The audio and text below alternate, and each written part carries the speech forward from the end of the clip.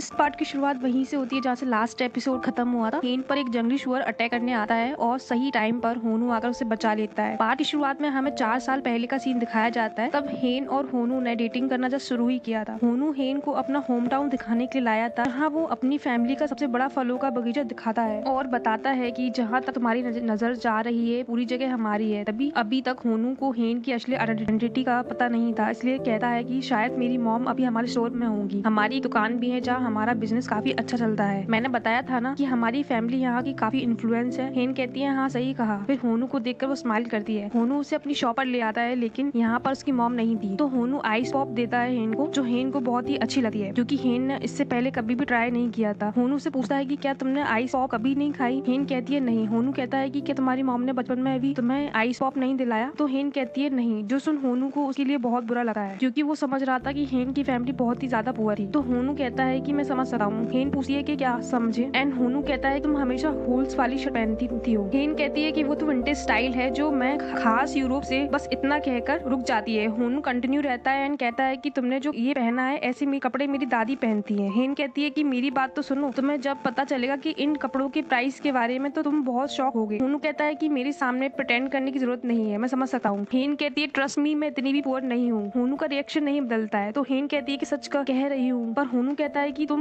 मुझ पर ट्रस्ट करो, मैं तुम्हें प्रॉमिस करता हूँ कि आज से बल्कि अभी से तुम्हें वो सारी खुशियां दूंगा जो तुमने अपनी लाइफ में कभी एंजॉय नहीं करी। हेन तो बस उसे देखते हुए उसकी बातें सुन रही थी। होनू बताता है कि मैंने बताया था ना कि मेरे श्योल में एक अपार्टमेंट लीज पर लिया है, उसके साथ मैंने हर महीने 2 मिलियन वॉन की सेविंग भी की है। हेन तो बस उसे देखी जा रही थी। जो देख होनू कहता है कि अब तुम मुझे ऐसे मत देखो जैसे कुछ समझ ही नहीं आ रहा है तुम्हें। मैं अपनी पढ़ाई तो नहीं कर रहा हूँ, पर इट्स ओके, अगर तुम्हारी फैमिली कर्ज में है तो भी कोई बात नहीं। जो सुन हेन तो बस हंसने लग जाती है एंड कहती है कि मेरी फैमिली कर्ज में है। तभी होनू कहता है कि अगर इससे भी बड़ी कोई बात है तब भी मुझे कोई प्रॉब्लम नहीं है क्योंकि मैं हमेशा तुम्हारे साथ रहूंगा। और अगर तो इसी तरह से इनकी लव स्टोरी शुरू हुई थी, पर ये मेमोरी अभी अचानक से हेन के दिमाग में आई थी। कम बैक टू प्रेजेंट, जब वो जंगली सुअर हेन की ओर बहुत ही तेजी से बढ़ रहा था, तब हेन ने होनू को याद किया था और तभी होनू ने उसके सामने एंट्री मारी थी और उस जंगली सुअर से हेन को बचाया था। हेन अपने हेलुसिनेशन से बाहर आ गई थी और होनू को अपने सामने देखकर उसे चैन आया था। तभी इधर भागते हुए योंगसोंग भी पहुंच जाता है और हेन की हालत के बारे में पूछने लगता है, पर होनू उसे कहता है कि तुम अभी तक अपने कोर्स में नहीं गए। योंगसोंग फिर से हेन से पूछने लगता है, पर होनू कोर्स कहता है कि अभी हेन को काफी रेस्ट की जरूरत है, इसलिए तुम भी लौट जाओ। ये कहकर वो हेन को लेकर चला आ रहा है। तो हेन बताती है कि मुझे सच में लगा था कि मैं आज मरने वाली हूँ। हेन के पैर में मोच आ गई थी, इसलिए वो चल नहीं पा रही थी। तो होनू उसे कैरी कर लेता है। अब इससे हेन तो थोड़ा ब्रश करने लगती है। होनू कहता है कि क्या ये थोड़ा ज्यादा हो गया है? हेन कहती है हाँ, अगर कोई और दिन होता तो, पर क्योंकि आज मुझे चोट लगी है तो ये चलेगा। ये बोलकर स्माइल करती है। तो होनू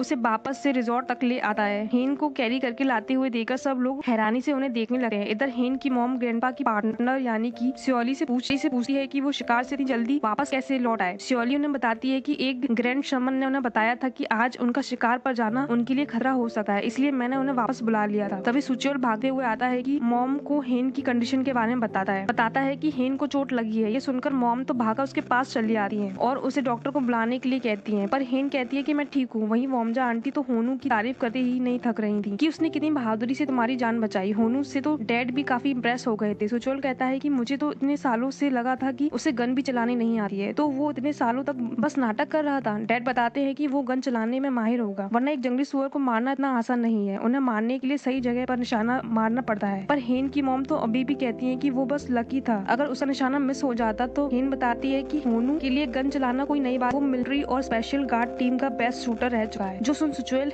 हैरान रह जाता है क्योंकि वो हमेशा होनू से कहता था कि मैं तुम्हें शूटिंग करना सिखाऊंगा। इस पर हेन कहती है कि क्या अब तुम्हें समझ आया कि तुम कितने बड़े बुद्धू थे जो उसे शूटिंग करना सिखाने चले थे। इधर होनू रात को जंगल में चेक करने गया था कि वो जंगली सुअर अचानक से कहां से आया था। तभी उसकी नजर पड़ी फेंसिंग पर, जिस पार जंगली जानवरों का इलाका था। एक तरफ से वो फेंसिंग टूटी हुई थी और जमीन पर बहुत सारा चारा डला हुआ था, मानो किसी ने जानबूझकर उस जंगली सुअर को बाहर लाया था। अगले सीन में सभी लोग डिनर करने के लिए बैठे थे, जहाँ होनू सभी को बताता है उस टूटे हुए फेंसिंग के बारे में जहाँ से वो जंगली सुअर बाहर आया था। जो सुन सभी लोग हैरान रह जाते हैं। तभी स्वाली कहती है कि वो जगह तो चेयरमैन के एरिया में आ रहा है। जो सुन बॉम्जा कहती है कि तुम्हारा मतलब है कि किसी ने जानबूझकर हमारे डैड को चोट पहुंचाने के लिए प्लान किया था। स्वाली कहती है कि हो भी सकता है। इस पर ग्रैंडपा कहते हैं कि मैं खुद सारे सीसीटीवी फुटेज चेक कराऊंगा। अभी वो सभी को शांति से खाना खाने के लिए कहते हैं। हेन के डैड तो होनू की कुछ ज्यादा ही खातिरदारी करने लग जाते हैं, अपने हाथों से उसे खाना सर्व करते हैं और उसके फेवरेट डिशेस भी मंगाते हैं। इससे होनू होनू तो हैरान रह जाता है क्योंकि इससे पहले कभी भी किसी फैमिली मेंबर ने उसकी ऐसी खातिरदारी नहीं की थी। वहीं हेन की मॉम योंगसोंग के बारे में पूछने लगती है तो योंगसोंग बताता है कि वो एक अनाथ था जिसे 13 साल की उम्र में एक यूएसए के कपल ने अडॉप्ट किया था। अब वो फिर से एक अनाथ हो गया है कि उसके अडॉप्ट पेरेंट्स की भी मौत हो चुकी है। इस पर ग्रैंडपा और उसकी हेन की मॉम कहती है कि तुम हमारी फैमिली को ही अपनी फैमिली समझो। तभी यहाँ के केयर टेकर को ग्रैंडपा बुलाते हैं जो अपने डॉग के साथ आए थे और ये डॉग ग्रैंडपा को बहुत पसंद आया था। इसलिए वो केयर टेकर से पूछते हैं कि क्या ये डॉग तुम मुझे बेचना चाहोगे। इस पर केयर टेकर